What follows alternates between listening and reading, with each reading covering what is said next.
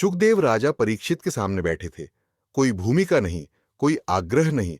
कुछ क्षण बीते, फिर सुखदेव ने कहा, राजन, जो प्रश्न तुमने पूछा है वह सरल नहीं है और उसका उत्तर शीघ्र नहीं दिया जा सकता। राजा परीक्षित मौन रहे। सुखदेव बोले, यह प्रश्न तभी उठता है जब मनुष्य सब कुछ छोड़ चुका हो। जो अभी भी जीवन से कुछ चाहता है वह भागवत को सुन नहीं सकता। राजा परीक्षित ने मस्तक झुका दिया। उनके भीतर कोई प्रतिरोध नहीं था। सुखदेव बोले, भागवत ज्ञान का ग्रंथ नहीं है, यह स्मरण की धारा है। यह तर्क से नहीं, समर्पण से प्रकट होती है। राजा परीक्षित ने धीरे से कहा, मैं कुछ भी नहीं चाहता, न जीवन, न मुक्ति, न स्वर्ग। मैं केवल सत्य सुनना चाहता हूं।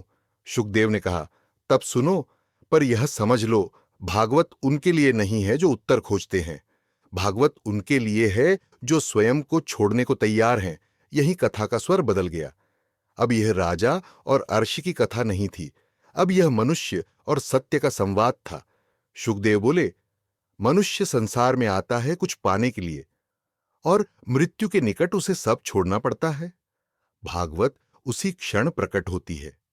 राजा परीक्षित अब केवल श्रोता नहीं थे, वे पात्र बन चुके थे।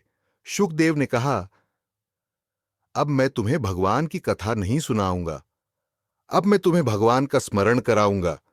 यहीं से भागवत वाणी नहीं, अनुभव बनती है, और यही अनुभव सूत जी नैमिषारण्य में ऋषियों को सुना रहे थे। अब भागवत वास्तव में आरंभ हो चुकी थी।